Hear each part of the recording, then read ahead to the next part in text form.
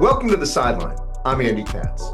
Well, this is going to be a home for a lot of original content in college sports and beyond. Now, of course, you're going to get a lot of that similar content that I produce for NCAA platforms, for Big Ten Network, and other places. But I needed a home for a lot of those interviews with the newsmakers in this space. So where are you going to find it? Right here at the Sideline. Let's get to it. All right, welcome everyone to an NCAA tournament chat. Andy Katz here with Tom Izzo, the Hall of Famer from Michigan State. And Tom, let's look forward here with this matchup against UConn. A very familiar face in Terrace Reed. You know him from when he was at Michigan. 31-27 in their first game. Obviously poses a lot of challenges now later in his career. What are your thoughts of that matchup inside? God, I recruited Terrace. I recruited his brother. I didn't get any of them. And now he's really improved. I mean, I think he's improved a lot from last year to this year, but I think he's improved a lot in the last 2 months. It's almost like the light went on. He's just more aggressive. The rebounding, to get 27 rebounds is ridiculous, but he's always an outlet for him. And that's what I really respect. They got all this movement, and Caravan is such a hard cover because he can shoot deep threes. And yet at any given time, kind of like Purdue was a couple years ago with Edey, they just can throw it in there, and he's so big, he just gets the ball. So to get through these two games and to get to yet another Sweet 16, how would you assess where your team is right now? Not good enough. No. You know what? I think we're doing some things better. We were better defensively over the weekend. Our running game is coming. I think the one negative that I'm really disappointed in and upset about is we're turning the ball. We stopped turning it over. Now we're turning it over again. And I mean, they're foolish turnovers, which I think that goes to coaching. A disciplined team should not turn the ball over. So that Hall of Fame coach you talked about isn't doing the job. We're really on it right now in practice. I mean, we turn the ball over in practice. There's going to be, you'll hear the consequences wherever you are right now, because we have to straighten that out. As you know, you still got to be able to defend. You got to be able to rebound, especially in a game like this. Toughness is going to be a big category for both teams, but he who turns it over is, I think, going to be in trouble because both teams can run. What obviously this has always been a thing with you guys is just the continued development. Jeremy keeps getting better and better, certainly since, when I was covering you guys earlier in the season.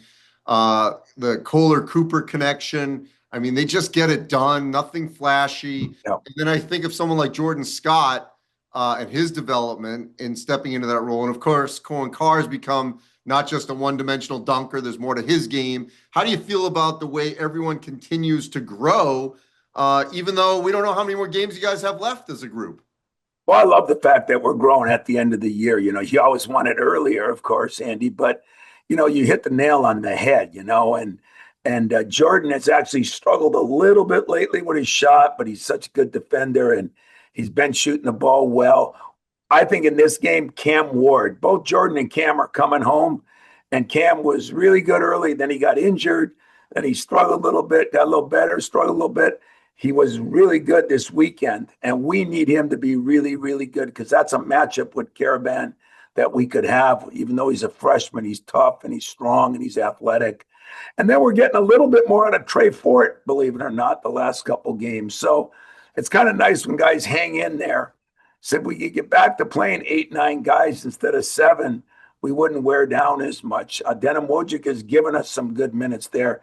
I think he's got to give us a few more good minutes so we can rest Jeremy a little bit more and have him fresh down the stretch. Hey, I was there in 2019. Good vibes in that building. When you guys took down Zion and RJ Barrett on the way to the Final Four, same building. Oh, by the way, Duke's in there. I know got to get by UConn first, and they have to beat St. John's. But what do you just think of this overall foursome in DC? All honesty, I think it's a 1, 2, 3, 4 because I think you'd agree. St. John's, after they beat UConn twice, probably deserve higher than a 5 seed. So, but as it is, we got a 1, 2, 3, and a 5. So we've got the most chalked region in the country. And if you look at the teams in there, my God, that's a Final Four in itself. The regional's a Final Four. Why the hell did I get stuck with that region? I don't know. No, I don't care. I'm kidding. I definitely, I think that right now with the number of good teams, when you were a 2 or 3 or 1 seed, it used to get you out of the first weekend, Andy, back when I started. Now it barely gets you out of the first game. I think there's more parity. Last couple of things for you, Tom. First off, as you know, one of my main jobs is the Big Ten, and so I'm around the league all year, and we've got 6 teams in there. Could have been 7, maybe 8, who knows, but 6, that's a record. And all, but really Iowa actually won the games technically they were supposed to because they were seeded higher. What does that say about what we saw this season to have 6 of the 16 from the Big Ten? Well, I think it's great, and I'm really proud of everybody. I mean, you got to be a Michigan State fan, but then you got to be a conference fan. And, I talked to your guy, Greg Gard, the other day, and I thought at the end of the year they were playing maybe better than 90% of us. So I thought they could have got there. Ohio State was playing better, and they both lost tough, close games. But there would have been a chance, even more. I mean, UCLA was playing really well. So I feel fortunate that we're one that moves on. I was proud of Iowa. I mean, that was a hell of a performance against Florida. And it kind of goes to show what I've said all along since I've been here in my 30 years. Iowa's a tough team, tough team. And toughness kind of won out on that day. They made some plays. Sturts wasn't unbelievable. They were just tough and good defensively. Well, and I know that because Jack Hoiberg worked for you, you're close with the Hoiberg family. I know you know what that meant for Nebraska to win a game, let alone 2, for the first time ever to be in the Sweet 16. What was your reaction when you saw that? I was watching the game. As I said, the only negative to that game is I got a nephew that's on the staff at Vanderbilt. But Fred has been a good friend. As you said, Jack played here. Then he worked for me a year. Now he's with the Spurs. He's doing really well. But Fred and those fans, my sister was at the game and she said it was incredible. I guess you were there.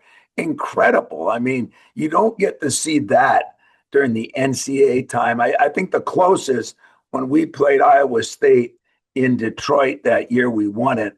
It was a big house for Michigan State. But in the first rounds, you barely get that many tickets. So give those Nebraska fans crazy. They must have plowed a lot of fields to sell a lot of corn to get a lot of tickets.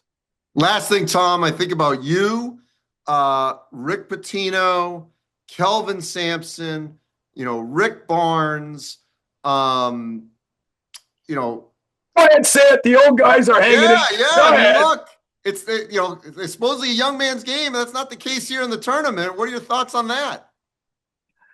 I think experience matters, but I think if you look at it, the same with Danny Hurley, all of us have a similar brand. The defense is important, the toughness. That I replaced Kelvin Sampson here at Michigan State. Yes, he told me that. Yeah, and so Judd's up there having a beer right now, having a good time.